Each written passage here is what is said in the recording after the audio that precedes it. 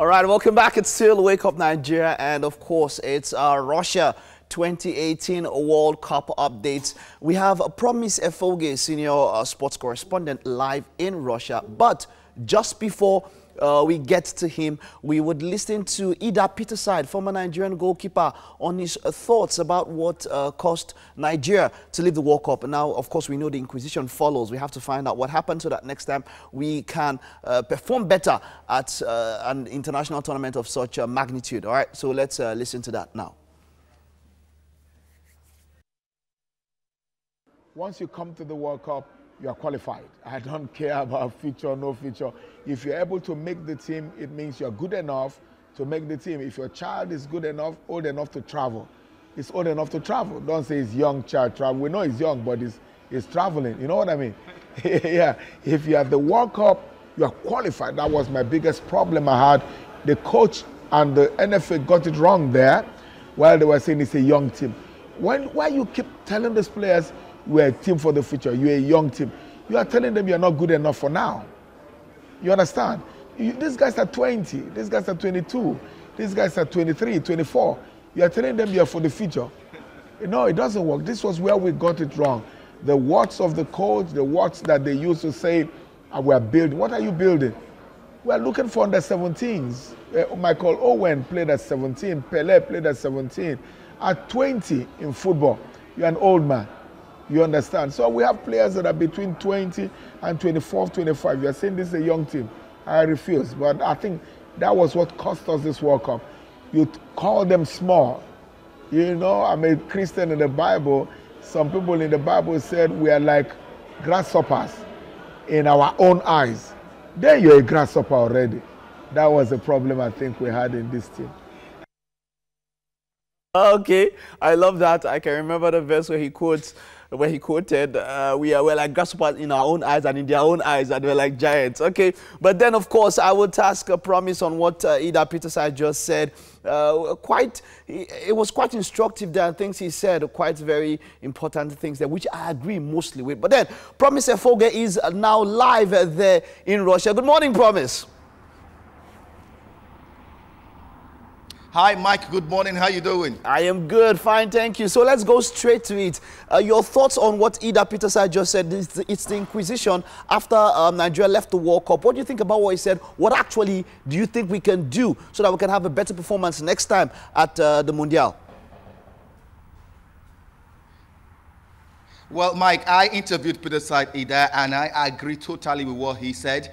There were other things he said that I disagreed with. Of course, after the interview, we had a lengthy chat. But on this particular submission, I agree with him 100%. I mean, in football, when is the right age to start playing football? Like he also proceeded, Pele started playing for the Brazilian national team at the World Cup at the age of 17. We saw Michael Owen play at the 1998 World Cup for England at the age of 18. And so if we have players who are already past the age of 20, most of our players are 24, 25, 26, and you say they are a young team. Yes, they are a young team, but not too young to win the World Cup. I mean, what was the average age of the German team that won the World Cup in 2014? Come on. I mean, for me, these are things, you know, the NFF put forward, perhaps knowing preemptively that the Eagles may not go beyond the group stage, and so they started singing, the team is young, it's a team for the future. Perhaps they've seen with their crystal ball that the team will not make too much progress. So I thought that really also would have decimated the confidence of the players,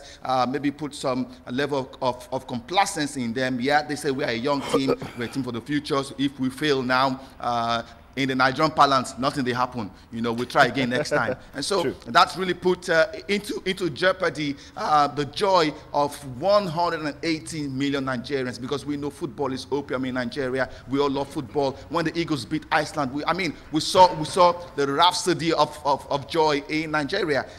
When we lost to Argentina, I mean, it was a black day. All right, Promise. Now, the second round begins tomorrow. But just before we go talking about the second round, do you have any other updates before we go straight into the second round discussion? Well, I can tell you that the Nigerian players have left Russia. 80–90% of them have, quit this country. Of course, when you're done and dusted with the tournament, you leave. The Nigerian Football Federation officials have also left Russia. Just a handful of them still left. Perhaps their travel date not confirmed yet. But I can tell you that the Nigerians are already leaving. They're already leaving with heads down. Russians thought Nigerians would do well. Nigerians would raise the flag of Africa, going by the way the Eagles qualified from the continent. The Eagles qualified as the best team in Africa, the first African team to qualify with a game to spare, and that raised a lot of expectations. And so here, the mood is dim, the mood is dark. Mike, you can see what I'm wearing. I'm wearing a dark T-shirt here. I am mourning African football. I told you yesterday that Senegal would go through. I was disappointed. When they were knocked out in a way I least expected. I thought Senegal would be able to at least pull a draw to seek, qualification, but that didn't happen. They were unlucky though. Becoming the first team ever in the history of the World Cup to be knocked out with the fair play rule. It was so unfair. Fair play rule, it's called. For me, it was completely unfair. They had more yellow cards than Japan, and that ensured that Senegal were ousted from the competition. Well, talking about African representation in Russia, this is the first time since 1986, Mexico 1986, when no African team would get to the next round of the World Cup. Before I come back to you, Mike, I've got with me a former Super Eagles player, Victor Ezeji. He came to Russia to support the Super Eagles, and I'm sure he's very, very disappointed. Well, he's black. He's a black man. He's an African, and I'll be asking him his position as regards Africa's representation at the World Cup. Victor, I'm sure you're as disappointed as I am. Well, the entire continent is disappointed, because everybody felt this is African season, to, if not winning the World Cup, at least get to the semi-finals. Considering the fact that we have so many players in Europe that are playing their trades and doing so very well.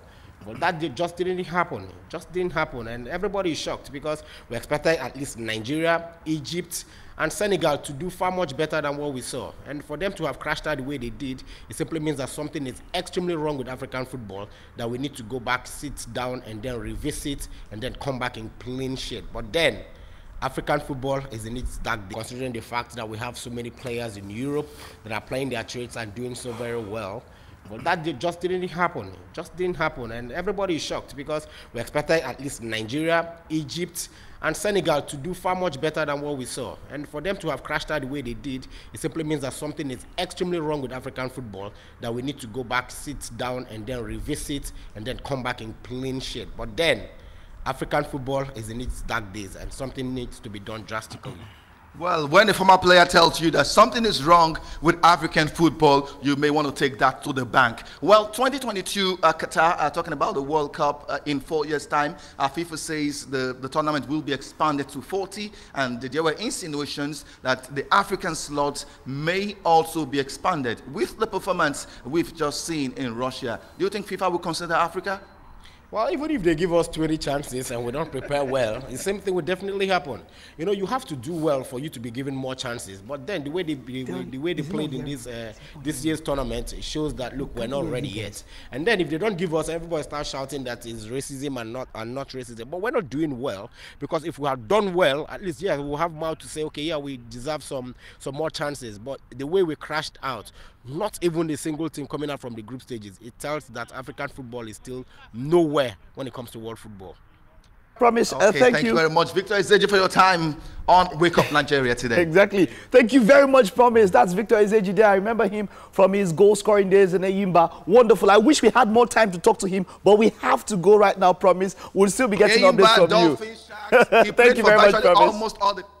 Thank you very much. Thank you, Promise. We have to go now. Thank you so much. I was Promise Efoge, senior TVC sports correspondent, and Victor Ezeji, former Nigerian international, giving us updates on Africa's performance at the World Cup. It's still Wake Up Nigeria. We'll take a quick break now. Don't go nowhere. When we get back, you might just be... One life, live it up, 'cause you got one life. That's freedom when you reach that goal. That's freedom when you reach that goal.